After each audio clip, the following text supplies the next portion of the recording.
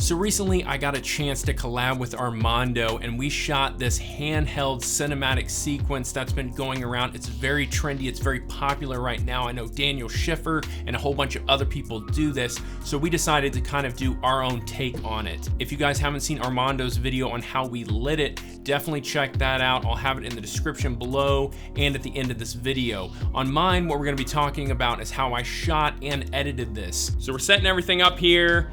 We've got our set almost complete, getting our lights dialed in nice and perfect, and then we are gonna be ready to rock and roll. Armando, Connor, and I were sitting around trying to figure out what are we going to shoot, what can we make interesting, and Connor actually came up with the idea, what if we did a video around someone going to edit something? That got the gears turning, this mundane task that most people don't really care to do or film themselves doing. Let's flip that on its head and actually make it way more interesting. So when you're going into a video like this, my first tip for you is know what you're going to shoot. Have a really good idea of what you're gonna be shooting. This is a very stylized video, so when I'm shooting something and whip out, I need to know what my next whip is gonna be, so when I piece it together in the edit, it makes more sense. Another tip going into a style like this is have a shot list. Just like I was talking about earlier where everything leads into the next thing, you need to have a really rough, if not really close, shot list of what you're going to do. Of course, most of the time when I do a shot list, about halfway through it, it just becomes cool stuff happens, and that's okay to have at times, but you really need to have a rough structure to know what you're gonna do, because you kind of get in a pinch and then you get lost and not really sure what you're gonna do. So to have that shot list to go back to really can help. After we got everything set up, looking nice and pretty well lit, we then proceeded to start shooting. I will say you need to have patience going into a video this style. It's gonna take multiple takes to get it just the way you want it. Yeah, half speed, ready, go. One more for safety. Half speed again. And go. Recording. 3, 2, 1, go. One more time. Hold back up.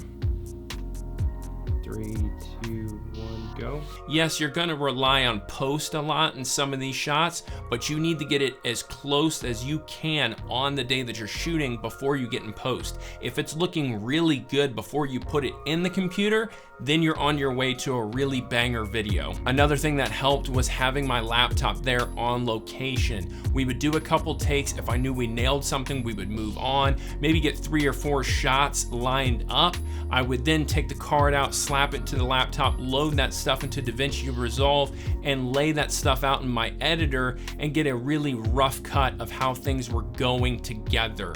I didn't speed ramp anything. I didn't add any sound effects, color, nothing like that. I was just trying to make sure that my camera was whipping the correct direction, that I wasn't missing massive plot holes in the story that I was trying to tell, and it actually wound up saving a lot of time. It may seem like you're taking more time because you're stopping for a few seconds and jumping on your computer, but in the long run, it saved so much time. We wound up shooting this on the Canon EOS R, and we had the 35 macro lens, which I am completely in love with that little setup. I'm gonna make a whole nother video on that. It was a banging setup and it worked really well. I wanted to throw a wrench into this video and make it more challenging for myself, so I said, let's shoot everything in 720 and the 120 frames per second on that camera. So then when I later have to get into the editor, I have to upscale it, denoise it, all that stuff, and it actually turned out really well. It is proof that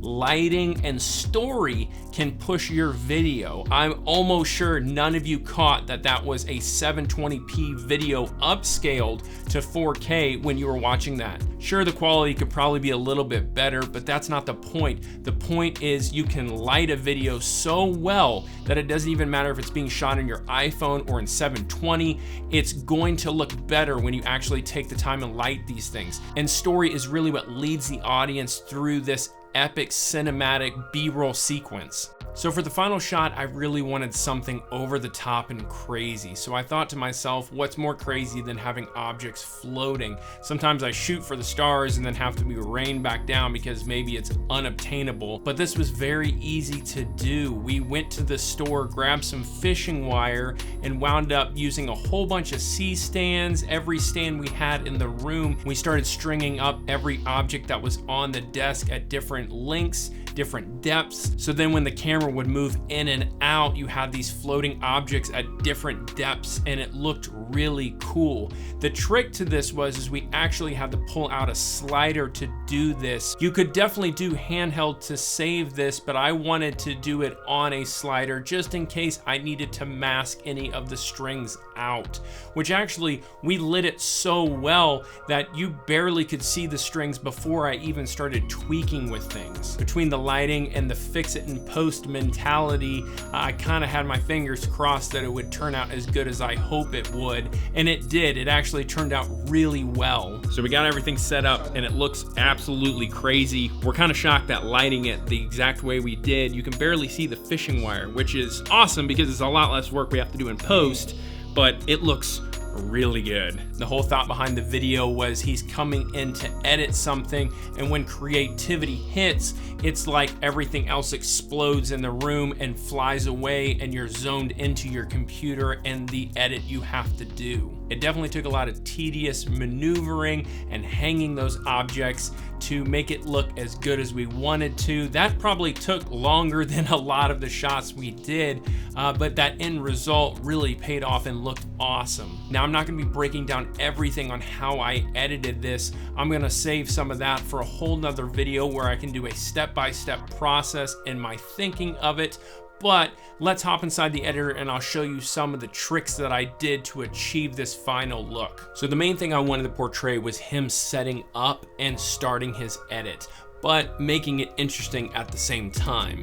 If you guys haven't seen my mask tutorial video, definitely check it out. I will link it up here. Go watch that after this. It has definitely got way more information than I can pack in this video right here. If we go frame by frame, you can actually see that I darkened the image first because the backpack was so dark that I needed a better mask transition and I didn't really have it. So a tip for you is don't be scared to crush the blacks on that clip that maybe you're going into and then fade it back out. You got to be careful because some clips it won't look very well, but this clip particularly wound up working really well. The other thing that really pushed this was sound design. I got all the sound effects from Epidemic Sound. They've got a great variety and library of sound effects. This isn't sponsored by any means. I think the one sound effect I had a really hard time with was that mouse being dragged across the wood, and I think I wound up doing like an old wooden door or something and slowing it down and adding some EQ on top of it. It needed something that involved wood, like a table or a door, but it needed some bass.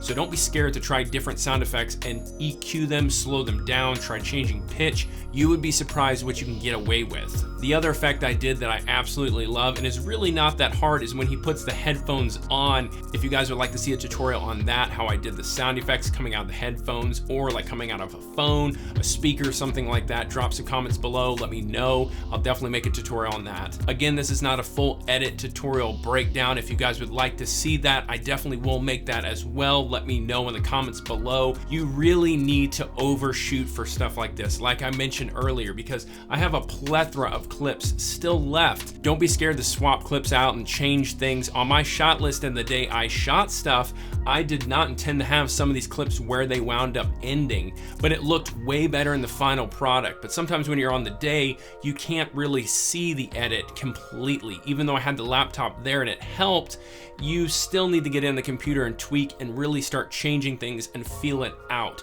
So don't be scared to change things up, swap different clips out, try different effects, different sound effects, and you will come out with an amazing result at the end of it.